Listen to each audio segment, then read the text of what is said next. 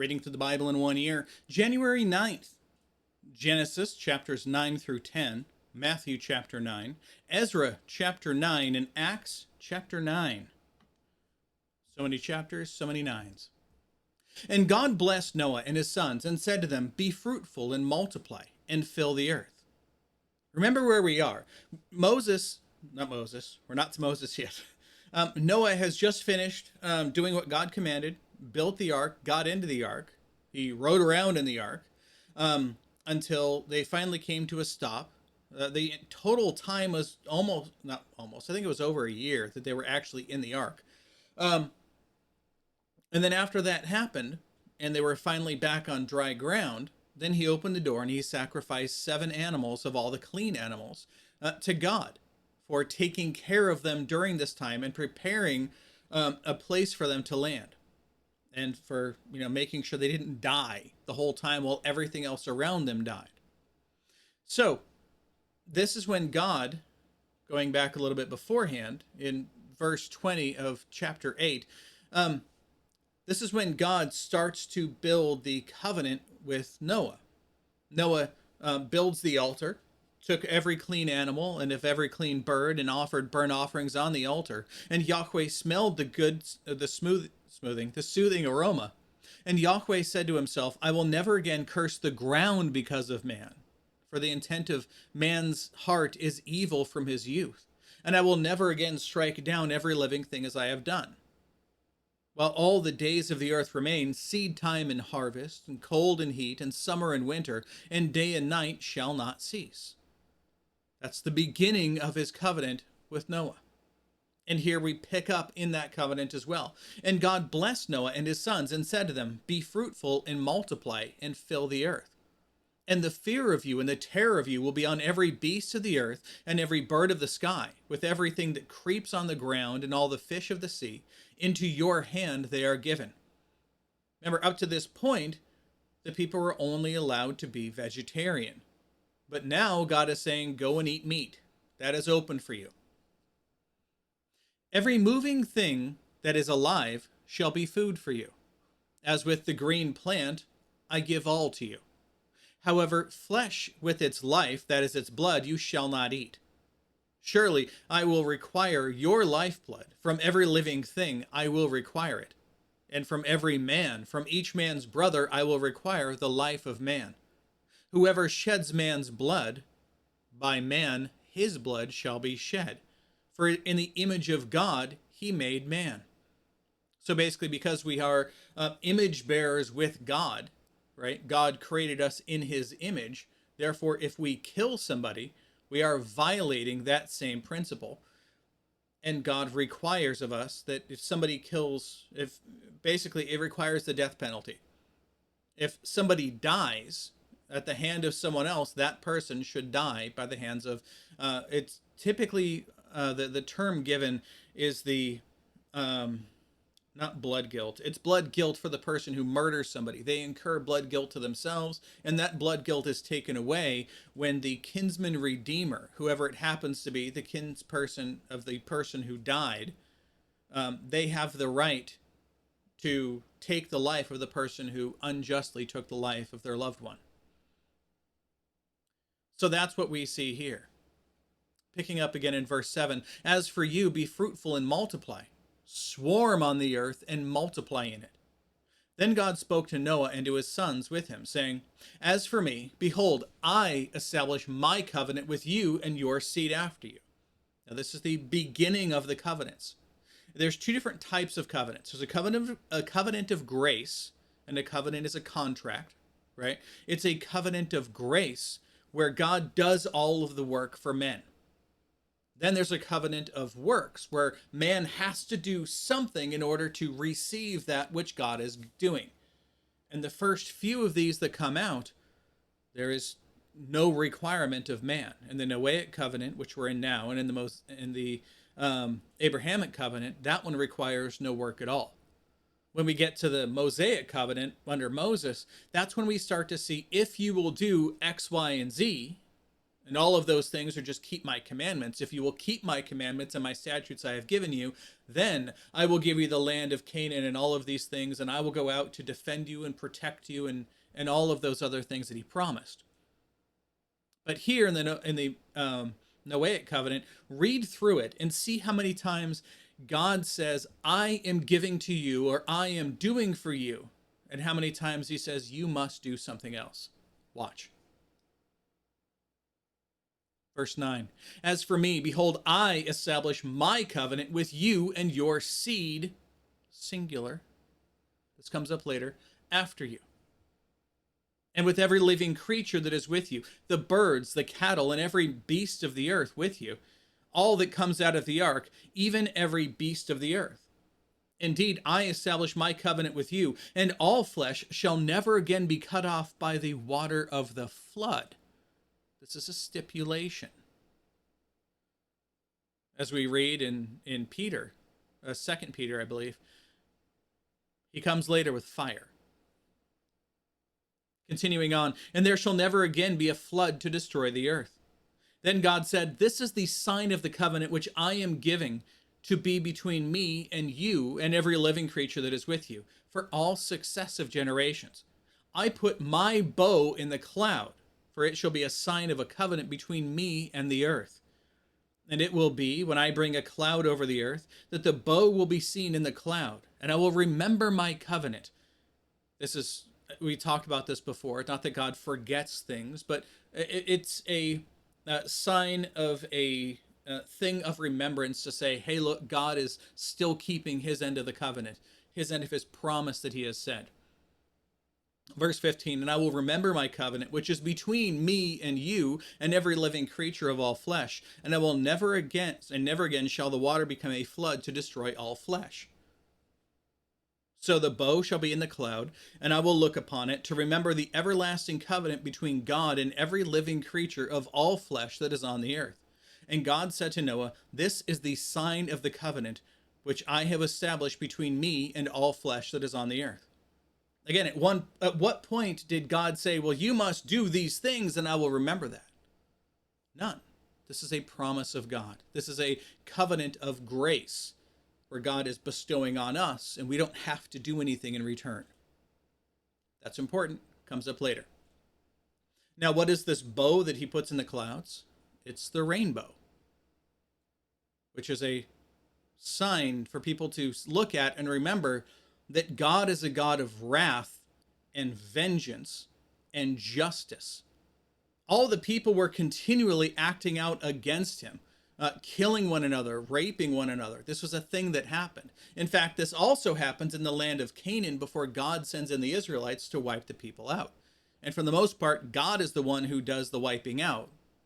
The Israelites are just there to kind of clean up what's left over. God left them that remnant of people to test them with. And they still failed even in that. We'll get to that later. But the fact of the matter is, the rainbow itself is a sign for God to remember not to kill everybody. Again, not that he would forget. It's just a sign to remind us that he knows he's not going to do that again. But it's also a sign for us to look at and remember the time when God wiped out all flesh on the earth because of their unrepentant sin against him. So remember that every time you look at a rainbow. That's important. This is from Scripture. Verse 18, now the sons of Noah who went into the ark were Shem, Ham, and Japheth. And Ham was the father of Canaan. These three were the sons of Noah. From these the whole earth was scattered abroad. Then Noah began to be a man of the land and planted a vineyard. And he drank of the wine and became drunk and uncovered himself inside of his tent. He was naked and drunk in his tent. Then Ham, the father of Canaan, saw the nakedness of his father, and he told his two brothers outside. But Shem and Japheth took the garment and laid it upon their shoulders and walked backward and covered the nakedness of their father, and their faces were turned backward, so they did not see their father's nakedness. Then Noah awoke from his wine, and he knew that what his youngest son had done to him. So he said, cursed be Canaan, a servant of servants. He shall be to his brothers. And he said, blessed be Yahweh, the God of Shem, and let Canaan be his servant. May God enlarge Japheth, and let him dwell in the tents of Shem, and let Canaan be his servant.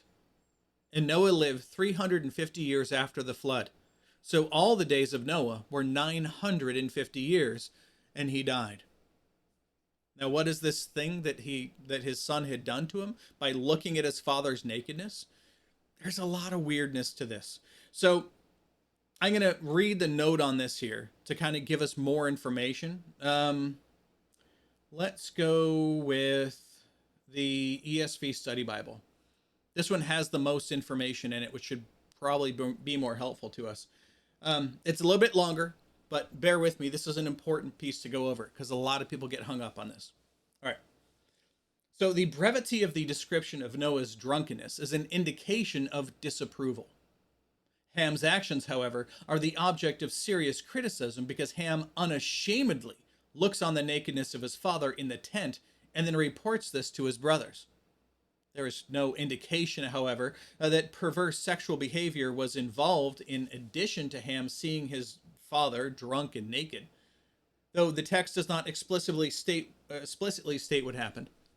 It is clear that Ham humiliated and dishonored his father, and that he apparently sought to make his brothers a party to that humiliation. Instead, Ham's brothers make every effort to avoid seeing Noah's naked body, as readers are told twice that they approached him backward. The response of Shem and Japheth is in sharp contrast to Ham's actions, as their brothers honor their father despite his foolish behavior. Continuing on, the designation of Ham as the youngest son in verse 24 is peculiar, given that he is always listed after Shem and before Japheth. Shem, Ham, and Japheth. Possibly for some unexplained reason. The traditional order of names does not reflect the birth sequence of the boys. Cursed be Canaan. Noah's reaction to Ham's action is to curse Canaan, Ham's son. This outcome has clearly been anticipated in the narration. For twice previously it has been mentioned in the context unnecessarily that Ham is the father of Canaan. A servant of servants shall he be. This passage was wrongly appealed to in the past centuries to justify enslavement of African people, resulting in grievous abuse, injustice, and inhumanity to people created in the image of God. Why is this? I don't think the notes go into it, but I can explain it quickly.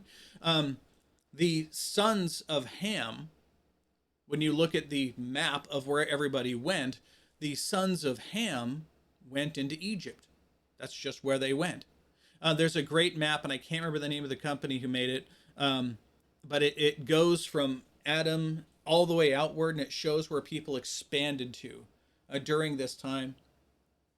But the people from Ham went down to Egypt, and that's where they largely lived. Some of those people moved to other regions, but for the most part, they all stayed within Egypt. And if I remember right, it's Shem, who went upward and started populating Asia and northward up through Europe and that region. And then also Japheth and his sons went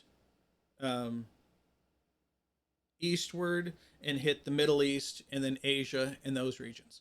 I could get wrong in the names. I've been known to do that. But that's basically what happened. However, it is known that the sons of Ham went into Egypt and then they populated that region. All right, continuing on.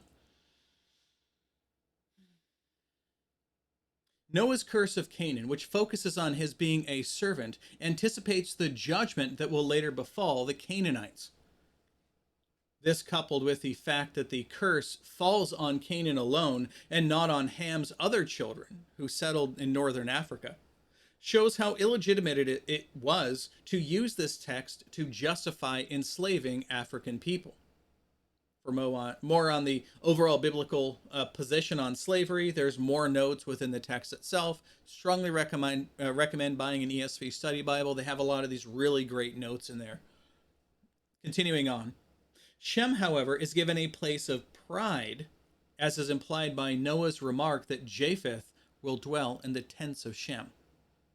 All right, continuing on now with chapter 10. Now these are the generations of Shem, Ham, and Japheth, the sons of Noah, and sons were born to them after the flood. The sons of Japheth were Gomer and Magog and Madai and Javan and Tubal and Meshach and Tiras. The sons of Gomer were Ashkenaz, Rephath, and Togarmah. The sons of Javan were Elisha, Tarshish, Kittim, and Dodanim. From these, the coastlands of the nations were separated into their lands, every one according to his tongue, according to their families, into their nations. The sons of Ham were Cush, and Mizraim, and Put, and Canaan. The sons of Cush were Seba, and Havilah, and Sabta, and Raamah, and Sabteka. And the sons of Raamah were Sheba, and Dedan. Now Cush was the father of Nimrod, and he began to be a mighty one on the earth. He was a mighty hunter before Yahweh. Therefore it is said, like Nimrod, a mighty hunter before Yahweh.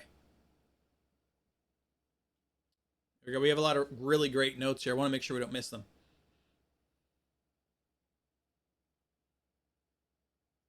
Verse 10. The beginning of his kingdom was Babel, and Iraq, and Akkad, and Calneh, and the land of Shinar. From that land he went out to Assyria and built Nineveh, and Rehoboth-ir, and Calah, and Rezin, between Nineveh and Calah. That is the great city. Mizraim was the father of Ludin, and Anamim, and Lehabim, and Naphtuhim, and Pathrusim, and Kasluhim, from whom came the Philistines, and Caphtorim. Canaan was the father of Sidon, his firstborn, and Heth, and the Jebusite, and the Amorite, and the Girgashite, and the Hivite, and the Archite, and the Sinite, and the Arvadite, and the Zemarite, and the Hamathite, and afterward the families of the Canaanite were scattered. The border of the Canaanite extended from Sidon as far as you go toward Gerar, and as far as Gaza, as far as you go toward Sodom and Gomorrah, and Admah and Zeboim, as far as Lasha. These are the sons of Ham, according to their families, according to their tongues, basically their language. People were split up by the language that they had, by their lands and by their nations. Also to Shem, the father of all children of Eber, and the older brother of Japheth, children were born. The sons of Shem were Elim and Ashur, and Arphaxad and Lud and Aram. The sons of Aram were Uz, Hul, and Gether and Mash. Arphaxad was the father of Shelah, and Shelah was the father of Eber. Now 2 sons were born to Eber. The name of one was Peleg, for in his days the earth was divided, and his brother's name was Joktan. There's a lot of really great stuff behind the scenes if you want to read into Peleg and when the earth was divided. A lot of people believe that it was this time that the events of the Tower of Babel took place, because the nations would have been divided. The people would have been divided to go to their own lands because of, again, their different languages that developed. I lost my spot. Okay, I'm going to reread chapter 25 now. Now, 2 sons were born to Eber. The name of one was Peleg, for in his days the earth was divided, and his brother's name was Joktan. And Joktan was the father of Almadad, and Shalef, and Hazarmaveth, and Jerah, and Hadaram, and Uzal, and Dikla, and Obal, and Abmael, and Sheba, and Ophir, and Havilah, and Jobab. And these were the sons of Joktan. Now, their settlement extended from Mesha as you go toward as you go toward Sephar, the hill country of the east. These are the sons of Shem, according to their families, according to their tongues, by their lands, and according to their nations. These are the families of the sons of Noah, according to their generations, by their nations, And out of these nations were separated on the earth after the flood. Yeah, and out of these the nations were separated on the earth after the flood. Bringing up the rest of the notes here for you. There are, again, quite a few. This is a long section, but it goes over quite a bit of information. And now let's go move on to Matthew chapter 9.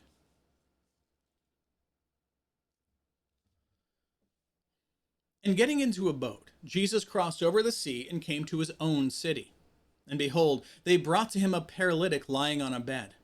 Seeing their faith, Jesus said to the paralytic, "Take courage, son, your sins are forgiven." This is the first time Jesus says this.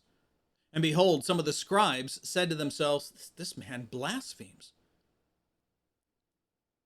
Again, they're saying it to themselves. They're not saying it out loud. They're saying it in their own heads. And Jesus, knowing their thoughts, again, replying to the thoughts in their heads, says, "Why are you thinking evil in your hearts? For which is easier to say, 'Your sins are forgiven,' or to say, 'Get up and walk'?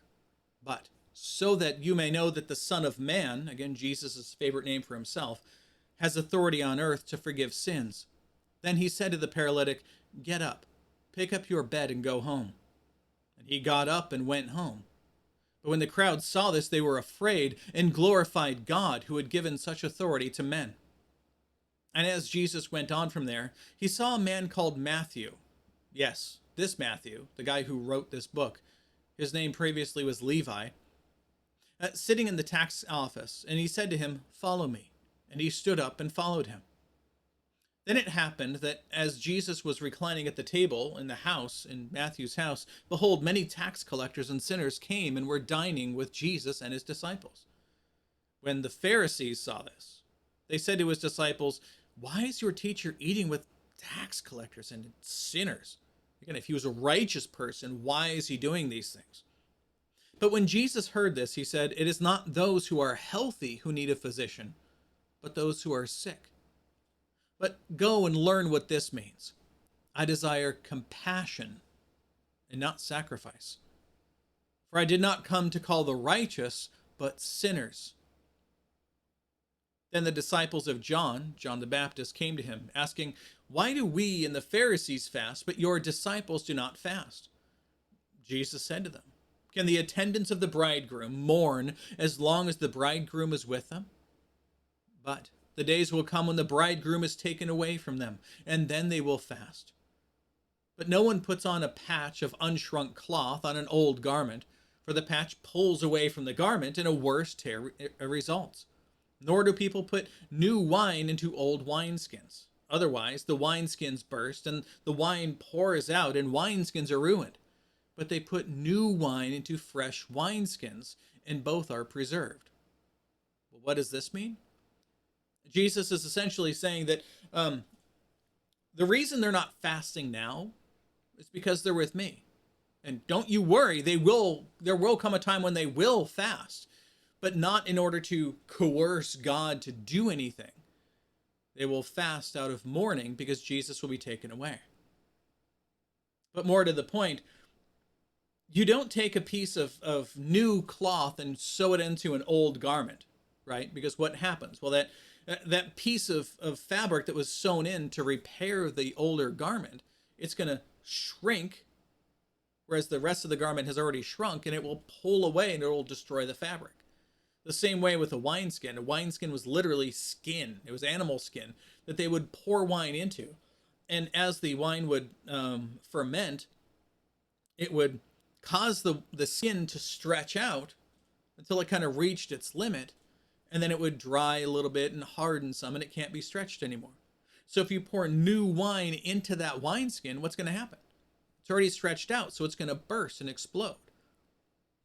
In that same way, Jesus is presenting a new way, right? Later called the way by the church.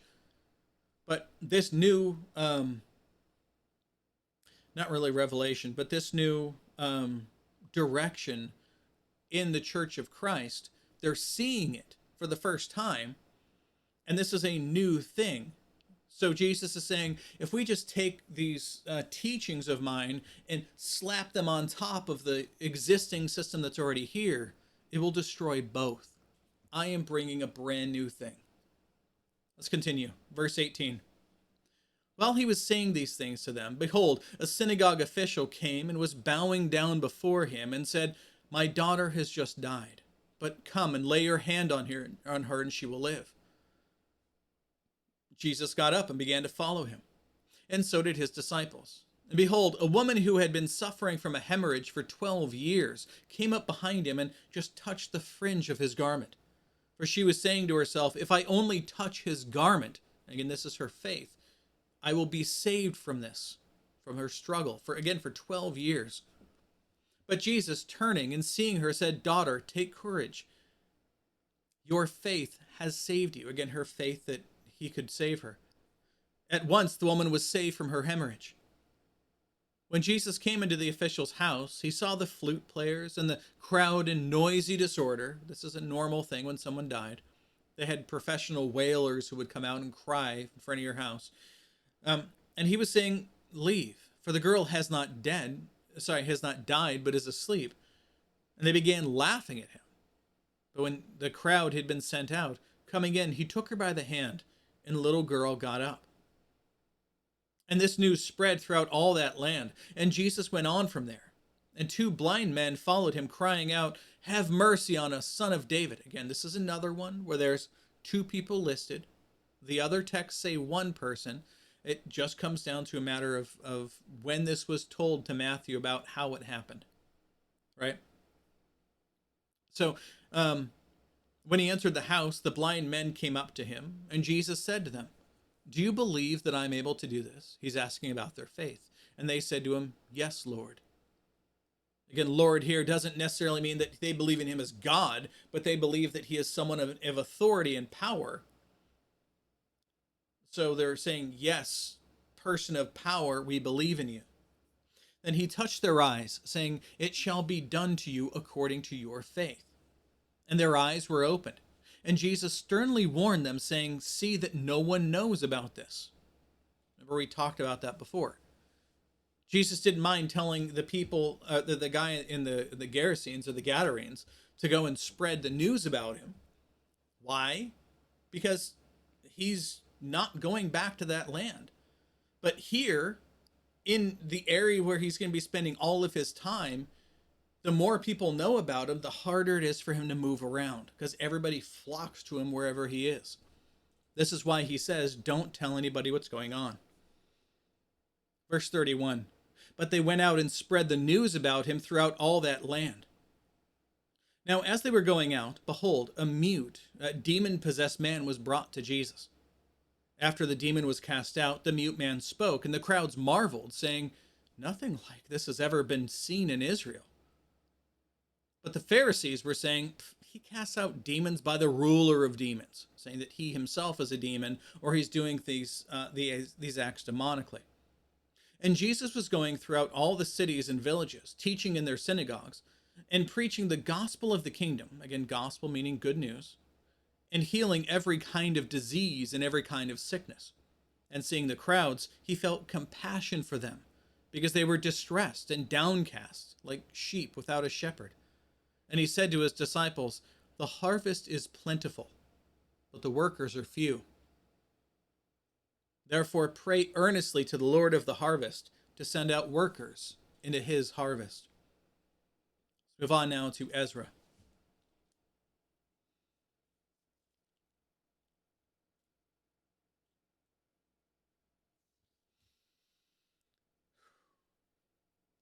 Now, when these things had been completed, and the princes approached me, saying, The people of Israel and the priests and the Levites have not separated themselves from the peoples of the lands, according to their abominations, those of the Canaanites, the Hittites, the Perizzites, the Jebusites, the Ammonites, the Moabites, and the Egyptians, and the Amorites.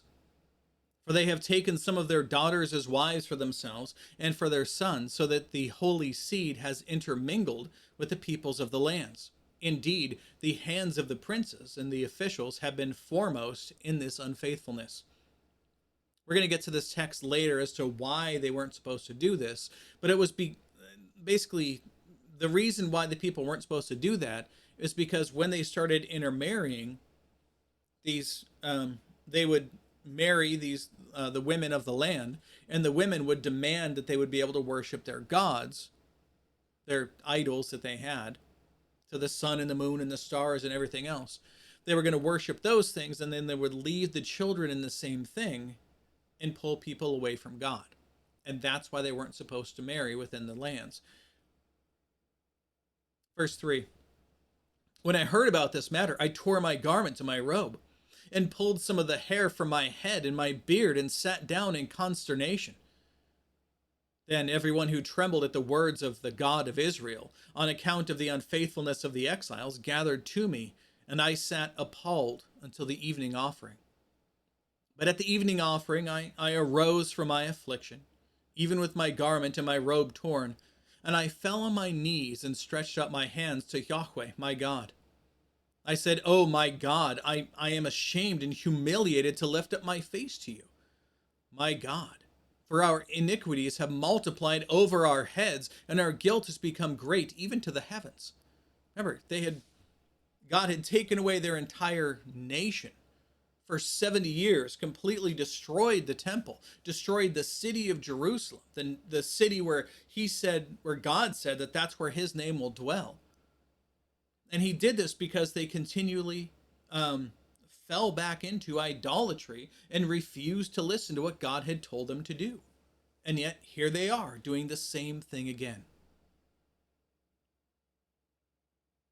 Verse 7.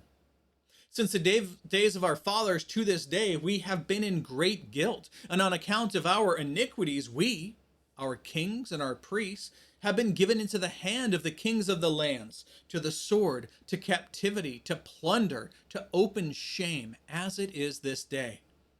But now, for a brief moment, grace has been shown from Yahweh our God, to leave us an escaped remnant, to give us a peg in his holy place, that our God may enlighten our eyes and give us a little reviving in our slavery. For we are slaves. Yet in our slavery, our God has not forsaken us, but has extended loving kindness to us before the kings of Persia, to give us a reviving, to raise up the house of our God, to restore its waste places, and to give us a wall in Judah and Jerusalem. So now, God, our God, what shall we say after this? We have forsaken your commandments, which you have commanded by the hand of your slaves, the prophets, saying, the land which you are entering to possess is an impure land, with the impurity of the peoples of the lands, with their abominations, which have filled it from end to end, and with their uncleanness. So now do not give your daughters to their sons, or take their daughters to be your sons, and never seek the place of their prosperity, that you may be strong and eat the good things of the land, and leave it as a possession to your sons forever. This comes from Deuteronomy 23. And also Deuteronomy 7 and Exodus 34. After all that has come upon us for our evil deeds and our great guilt, since you, our God, have requited us less than our iniquities deserve, and have given us an escaped remnant as this, shall we again break your commandments and intermarry with the peoples who commit these abominations? Would you not be angry with us to the point of our destruction, until there is no remnant, nor any who escape? O Yahweh, the God of Israel, you are righteous. For we have been left an escaped remnant, as it is this day. Behold, we are before you in our guilt, for no one can stand before you because of this. Now let's conclude today in Acts chapter 9.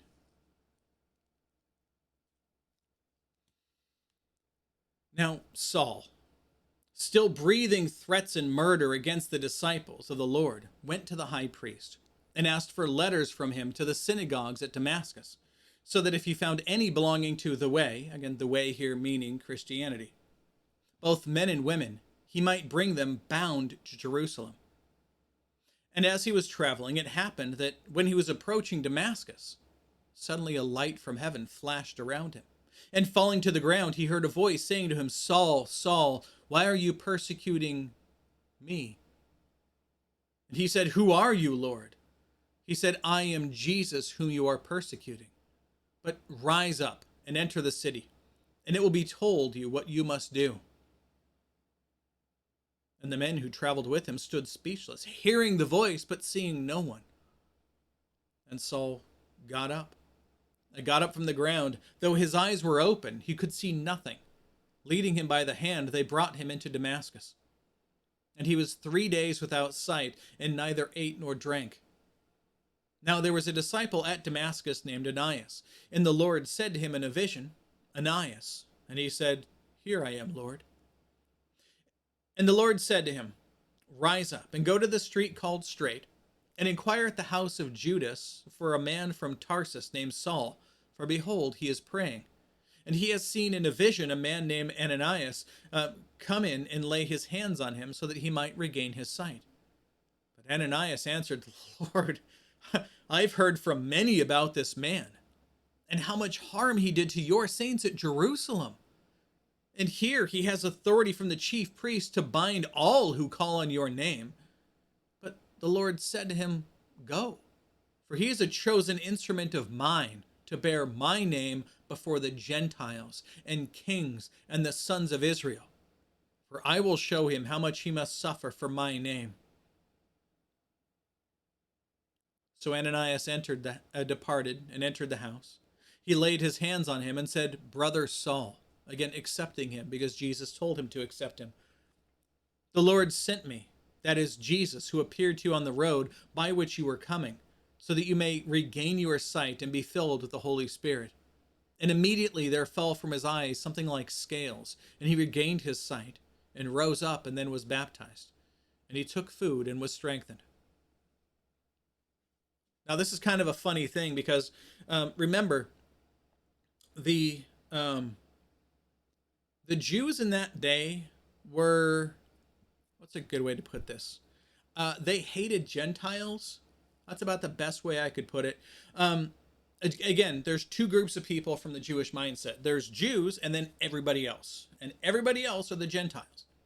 And they believed that they were the true, holy, only righteous people on the whole earth, chosen by God because they were the genetic descendants. They shared DNA with Abraham. They were his seed, as it were.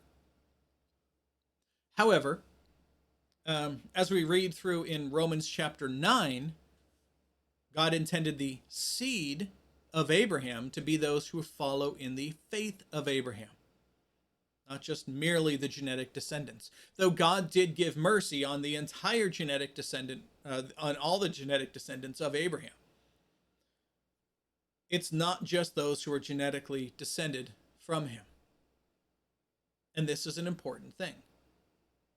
Now, as a zealous Jewish person, for Saul, who again was a member of the Sanhedrin, the ruling class of the Jews, the ruling council of the Jews, for him to be the person to go to the Gentiles, who a good zealous Pharisee would vehemently deny that a Gentile would have any right or authority under the God of heaven, especially the God of the Jews. That there's no way that God would save those people. And yet here they are. And he is the one chosen to go to those people. It's an amazing thing. And this is, again, God doing this on purpose. God has chosen him for this specific task. He's gifted him specifically to be able to do these things. And it's a great story to see how this develops over time. Continuing on. Now, for several days, he was with the disciples who were at Damascus. And immediately he began to proclaim Jesus in the synagogue, saying, He is the Son of God. Those hearing him continued to be astounded and were saying, Is this not the one who in Jerusalem destroyed those who called on this name, who called on the name of Jesus? and who had come here for the purpose of bringing these Christians, those ones following the way, bound before the chief priests, many of whom were going to die. But Saul kept increasing in strength and confounding the Jews who lived at Damascus by proving that this one, Jesus, is the Christ of God, the sent one, the anointed one of God who is going to come and take away the sin of the world. Verse 23, when many days had elapsed, the Jews plotted together to put him to death. They couldn't stop him from talking, so they said, fine, we'll just kill him. But their plot became known to Saul. And they were also watching the gates day and night so that they may put him to death. But his disciples took him by night and let him down through the wall, lowering him in a large basket. When he came to Jerusalem, he was trying to associate with the disciples, but they were all afraid of him, figuring he was a spy, right? I mean, wouldn't you? Not believing that he was a disciple. But Barnabas, again, the one from before, the son of encouragement, took him and brought him to the apostles and recounted to them how he had seen the Lord on the road and that he had talked to him and how at Damascus he had spoken out boldly in the name of Jesus. So he was with them, moving about freely in Jerusalem, speaking out boldly in the name of the Lord. And he was talking and arguing with the Hellenistic Jews, but they were starting over, using words. We can do this. But they were attempting to put him to death. These same Hellenistic Jews whom the Christians were helping. Those ones were still trying to put him to death. But when the brothers learned of it, they brought him down to Caesarea and sent him away to his hometown, to Tarsus. So the church throughout all Judea and Galilee and Samaria was having peace, being built up, and going on in the fear of the Lord. And I'm stopped right now because I have a lot of notes that I'm pulling through so you can see them. There we go. And going on in the fear of the Lord and in the encouragement of the Holy Spirit.